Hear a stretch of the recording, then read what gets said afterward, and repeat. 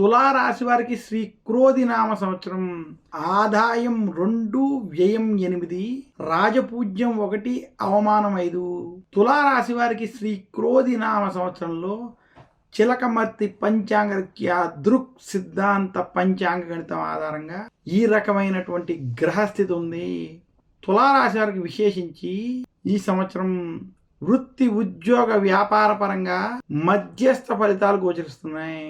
తులారాశి వారికి విశేషించి శ్రీ క్రోధి నామ సంవత్సరంలో పంచమ స్థానంలో శని అనుకూలంగా సంచరించడం, 6వ స్థానంలో కేతు అనుకూలం, వ్యయ స్థానంలో రాహు అనుకూలంగా ఉన్నప్పటికీ అష్టమ గురుని యొక్క ప్రభావం చేత తులారాశి వారికి శ్రీ క్రోధి నామ సంవత్సరం మధ్యస్థ ఫలితాలను ఇస్తోంది.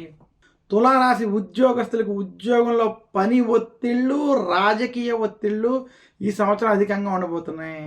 ఉద్యోగంలో ఏదో ఒక ఒత్తిళ్ళ వల్ల ఆరోగ్య సమస్యలు, రాజకీయ ప్రభావాలు ఇబ్బంది పెట్టేటువంటి స్థితి గోచరిస్తుంది. తులారాశి వారికి విశేషించి నిరుద్యోగులకి ఉద్యోగ ప్రయత్నాల్లో కష్టాలు, ఉద్యోగస్తులకు ఉద్యోగంలో రాజకీయ ఒత్తిళ్ళు ఇబ్బంది పెడుతున్నాయి.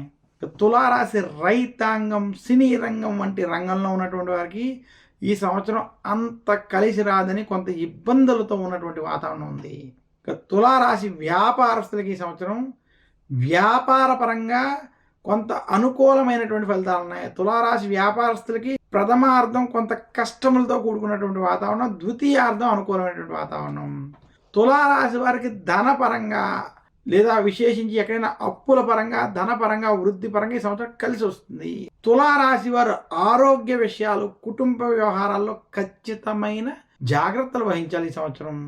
తులారాశి వారికి విశేషించి తులారాశి స్త్రీలకి ఈ సంవత్సరం కుటుంబ సమస్యలు, అనారోగ్య సమస్యలు కొంత వేధిస్తాయి. తులారాశి విద్యార్థులకి కష్టపడాల్సినటువంటి సంవత్సరం. తులారాశి వారికి వృత్తి, ఉద్యోగ, వ్యాపార పరంగా, అలాగే విద్యార్థులు, స్త్రీల పరంగా మనం చూసుకున్నట్లయితే ఈ సంవత్సరం మధ్యస్థం నుండి కొంత స్వల్ప చెడు ఫలితాలు కూడా గోచరిస్తున్నాయి.